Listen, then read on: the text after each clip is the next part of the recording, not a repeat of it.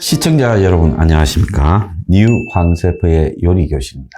요즘은 이제 사회적 인식이 좀 바뀌었지만은 옛날에는 동네에서 식당 한다 그러면 참 서민이구나 이런 시각으로 바라봤고 살기 어려우니까 하는구나 이런 식으로 좀 봤습니다. 또 크게 식당을 하는 집의 아들을 제가 알기도 했는데요. 해장국집의 거의 종로통에 대명사인 집을 그 아들이었죠. 이제 그런 집에서조차도 이 식당을 하는 부분에서 일종의 자존감이 결여된 부분도 좀 보이기도 했습니다.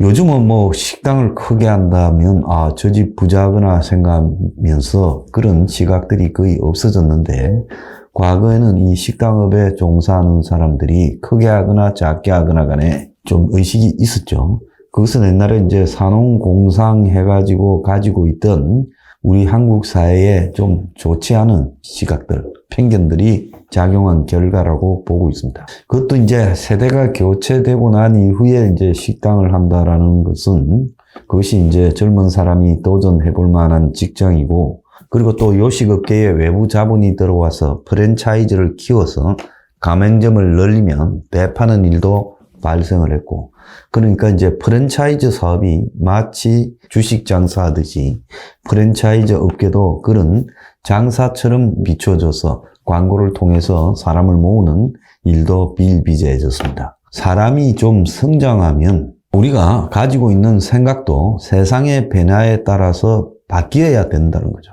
저는 요즘 이 요식업계나 셰프나 이런 것들을 굉장히 창의적인 직종으로 생각을 하고 제가 만약에 몸이 좀 건강하고 또 새롭게 출발한다면 다양한 이런 퓨전 요리들을 창의적으로 개발할 수 있는 그런 직종에도 한번 종사해 보고 싶다. 이런 충동도 좀 느꼈습니다. 자, 그런데 세월이 지나도 생각이 안 변하는 집단이 있습니다. 최근에 한미일이 군사훈련을 했지요. 아직 한일 관계가 좀 불편한데도 불구하고 한미일이 합동 군사훈련을 하게 된 계기는 북한이 올해 들어서 10수번의 미사일 도발을 계속하면서 이런 부분에 대해서 공통의 위협을 받고 있는 한국, 미국, 일본이 이제 같이 연합훈련을 하면서 북한의 미사일 핵 발사에 대한 대응훈련, 또 선제적으로 그 원점 지역에 대한 타격훈련,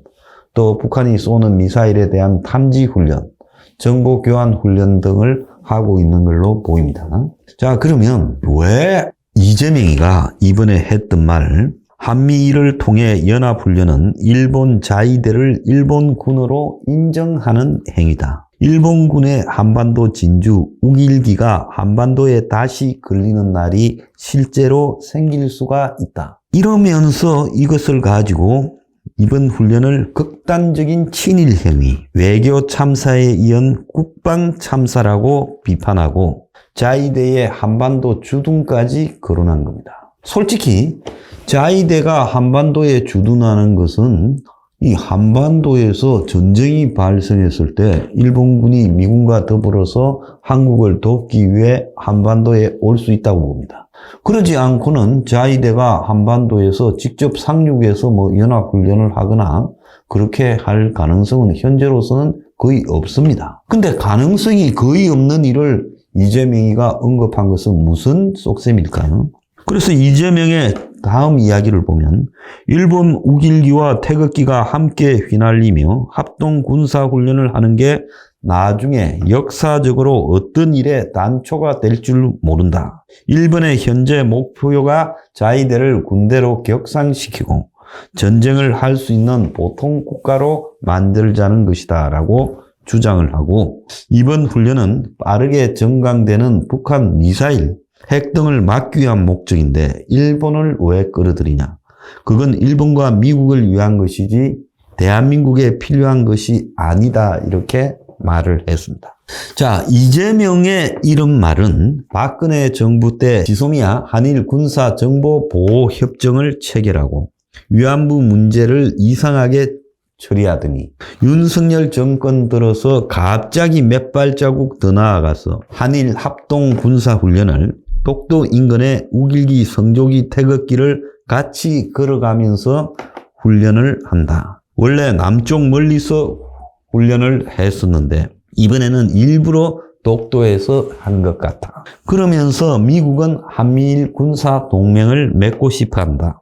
그걸 맺게 되면 우리나라가 완전히 한미일, 북중러의 군사 동맹체들의 전투 기지가 된다. 북한도 마찬가지고 한반도 냉전이 벌어질 수 있다. 정말 큰 걱정이 된다. 요렇게 말을 했습니다. 자, 이재명의 이런 말은 한국의 친북 세력, 저는 좌파라도 말을 하고 싶지 않아요. 종북 세력들이 지금 일본 반일 프레임을 걸어서 한미일 군사 동맹을 갖다가 와해시키려고 하는 북한의 전략과 지침을 그대로 따르고 있는 겁니다.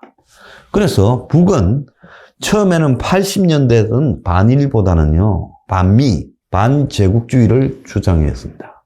그래서 민족해방이라는 걸 이야기했죠.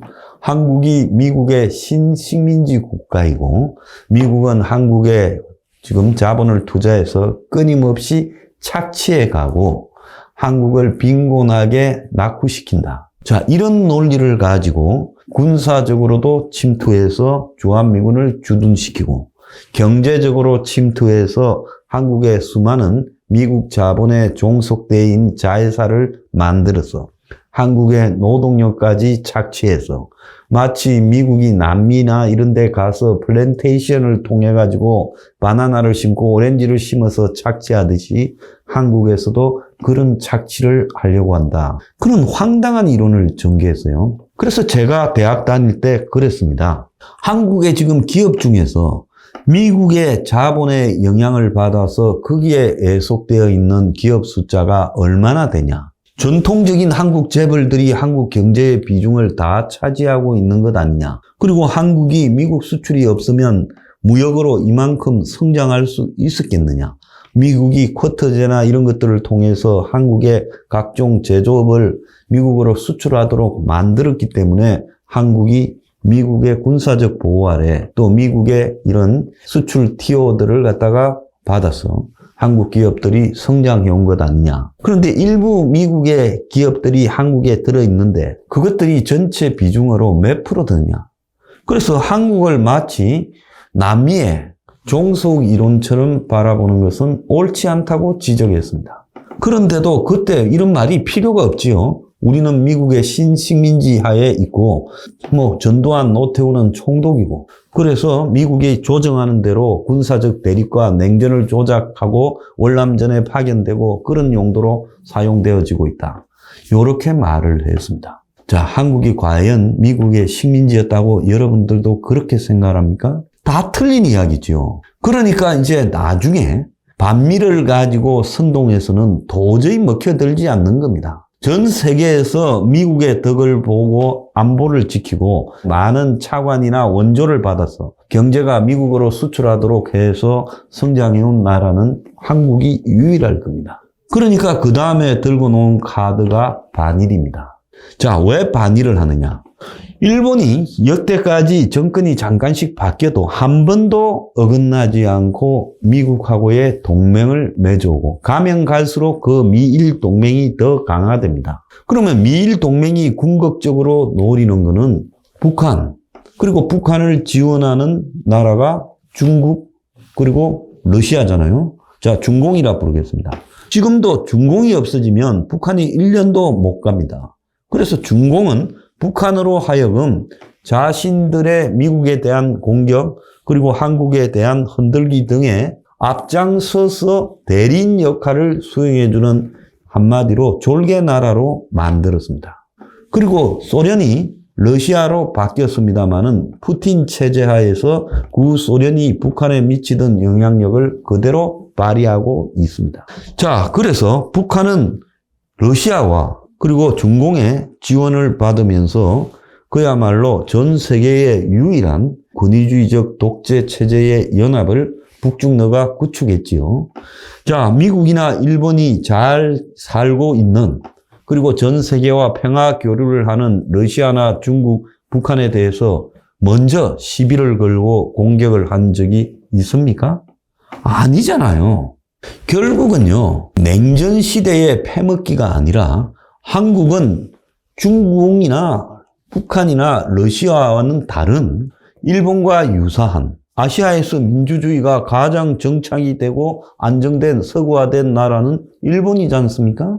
그것은 이미 요 근래가 아니라 2차 대전 한참 전에 1860년대의 메이지 유신을 통해서 일본은 서구화되고 있었습니다.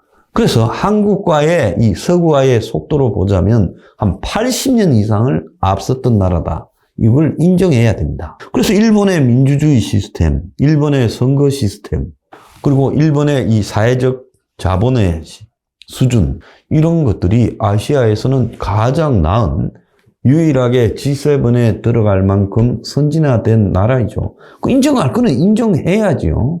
우리가 과거에 일본의 식민지였다는 역사적 사실 때문에 일본의 선진화, 서구 민주주의, 자본주의 국가화를 인정 안 하면 그것은 진실을 외면하는 행위라고 봅니다. 자, 한국은 미일, 한국 세 나라 중에서 가장 북한의 위협을 많이 받고 있어요.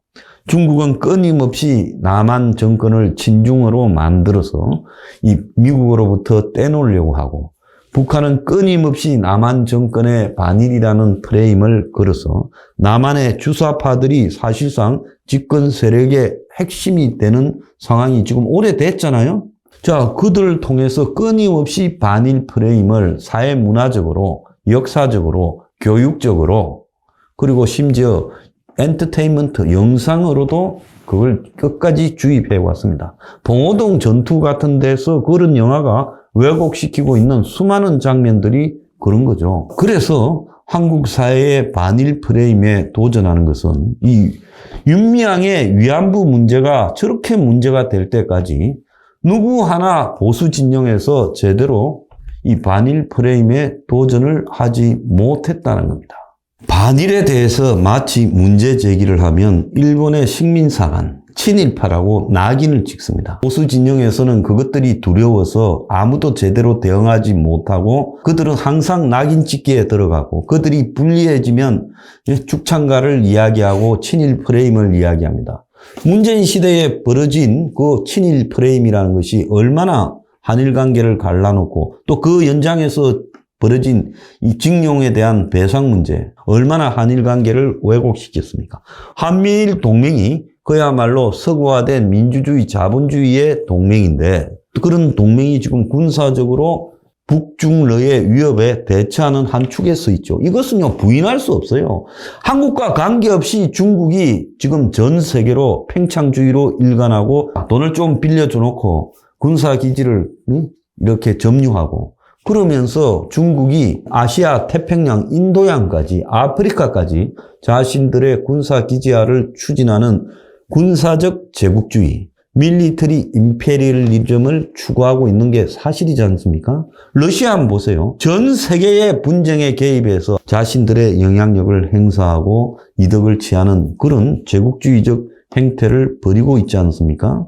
지금 미국은 오히려 세계의 외부의 기지나 이런 것들을 축소시키고 있죠. 미국이 중동에서 철수했고 유럽에서도 많이 철수했고 전체 미군의 해군력이 상당히 약화되었고 또 더 나아가서 해외 주둔하는 미군 숫자도 눈에 띄게 줄어들었고 핵무기 보유 숫자도 줄어들고 있습니다. 아프간 전쟁과 그리고 이라크 전쟁 이후에 미국은 외부의 전쟁에 웬만하면 개입하지 말자라는 게 자국 우선주의의 캐치프레이즈가 되었습니다. 그런 반면에 러시아와 중국은 점점 해외 개입해 왔고 북한은 러시아와 중국을 등에 업고 핵 개발과 미사일 개발을 러시아, 중국 기술을 바탕으로 거의 완성시켰습니다. 북한에 지금 거의 완성된 핵과 미사일이 남한을 겨냥하고 있어요. 그러면 우리가 여기서 미국과 일본과 동맹을 맺어서 대처하지 않고 남한 스스로 중국과 러시아를 등에 업은 북한을 상대할 수 있습니까? 북한의 핵이 가지는 비대칭 군사 전력을 커버할 수 있습니까? 일본은요, 미국 빼놓고 전 세계에서 해군력이 사실상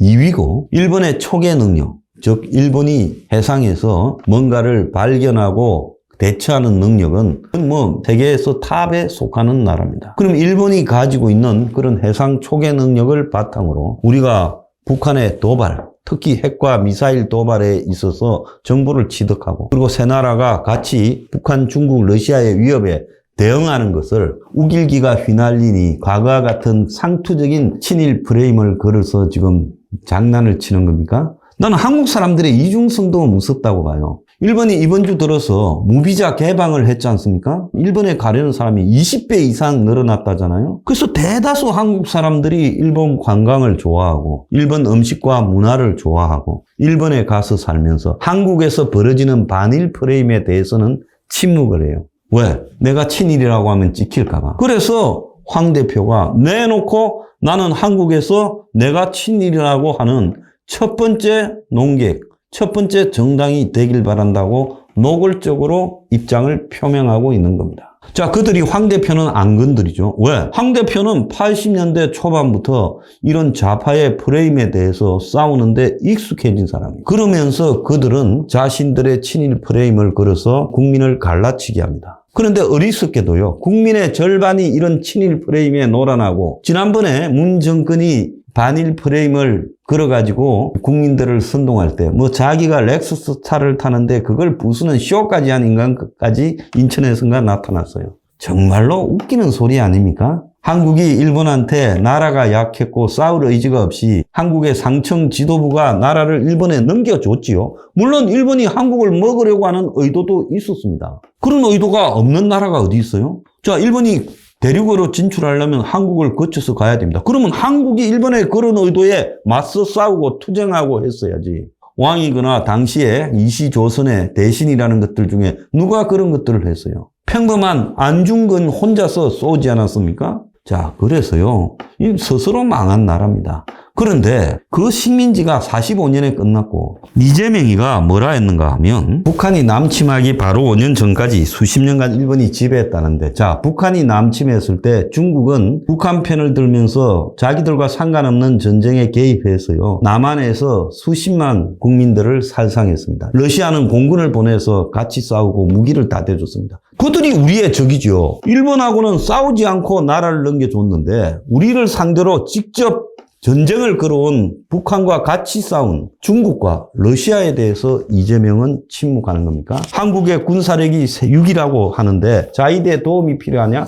웃기는 소리죠. 북한이 핵이 있으면 아무 소용이 없는 겁니다. 지금 자위대하고 해상훈련을 하는 것은 북한의 핵 탐지 능력, 그리고 미사일 발사 시 그걸 탐지할 수 있는 능력, 유사시에 북한이 핵을 탑재한 미사일을 쐈을 때 어떻게 구분하는가 하는 능력, 그리고 거기에 대한 요격 체계, 이런 것들을 서로 습득하기 위해서 같이 군사훈련을 하는 거 아니겠습니까? 이재명의 인식에 어디에 상식적인 부분이 있습니까? 여러분 잘 아셔야 됩니다. 주사파 친북은요, 늙어 죽어도 못 고칩니다. 오늘의 디저트, 지극히 왜곡된 이재명의 역사 인식, 무식하면 역사 공부 다시 해라.